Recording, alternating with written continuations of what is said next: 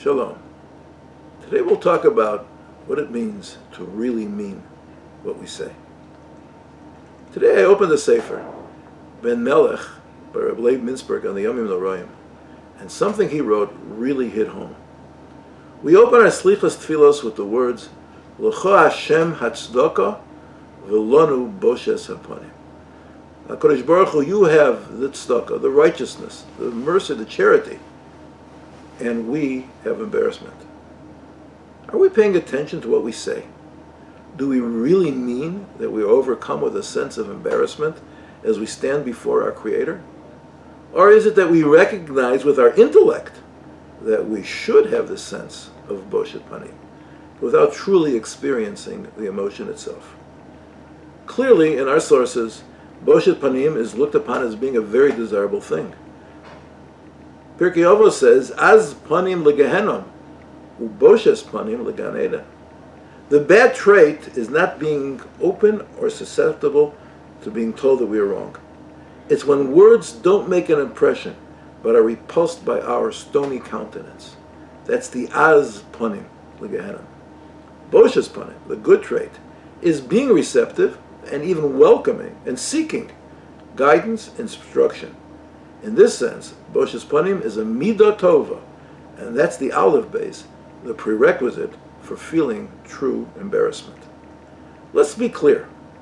There may be things that we do that are clearly osur, or a failure to do an explicit mitzvah.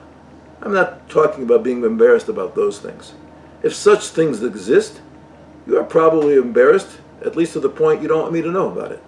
And I am confident that you're using the spirit of Elul Yomim Noraim to fix them.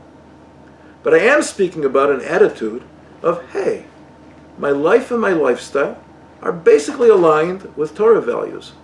My tefillah is okay, my learning is okay, my shalom bayis is okay, etc. Who says that there's a need or even a place for Boshes Panim? But Ezra HaSofer did say, Elokai boshti nichlamti larim Elokai panach rosh. I am embarrassed to raise my face to you. And believe me, Ezra HaSofer was more than just basically okay. The question is, are we open to the possibility that perhaps we are complacent because we have chosen to limit our spiritual endeavors to a circumscribed comfort zone? And within that zone, we don't have that much to be embarrassed about. Some questions worth asking. For example, am I proud or embarrassed by what time I get to morning binyan? Maybe your tefillah can be raised to a whole new level. Number 2, am I proud or embarrassed by the tone of voice I use when speaking to my spouse? Maybe you could seriously raise the level of respect and understanding in your marriage. 3, am I proud or embarrassed by the way I eat?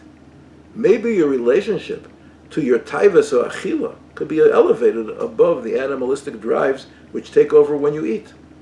We could go on and on. In these and similar examples, what we are faced with are not outright averos. We just aren't embarrassed because we have gotten used to living our lives at a certain level, and at that level we're okay. After all, I do get to minyan. After all, I'm not an abusive husband. After all, I don't steal off of other people's plates. The Sfarim tell us that the 10 days of tshuva we have bechira klalit, a general form of bechira, of free choice. Our decisions now determine what plane we are living on. After that, during the year, our bechira takes place within that plane. Rav Dessler and Michtav Me'Eliyahu gives the following example. Take a student fresh out of university. His bechira klalit is that fateful decision whether to come to yeshiva and grow in his level of connection to Hashem and His Torah and His mitzvos, or to go to work and forgo that growth opportunity. How even after the bechira klalit to become a yeshiva bacher, there are still going to be the day-to-day nisyonos of getting up on time, using time wisely, etc. So, even if we are doing fairly well on our bechira pratit, at the level we have chosen to live, there is still much room for improvement. And considering Hashem's infinite goodness, L'cha Hashem Hatzdaka, let us try to develop first the midah of Boshes Panim, And then a healthy dose of Lanu Moshe Tapanim may well be in order. Viva v'chatima tova.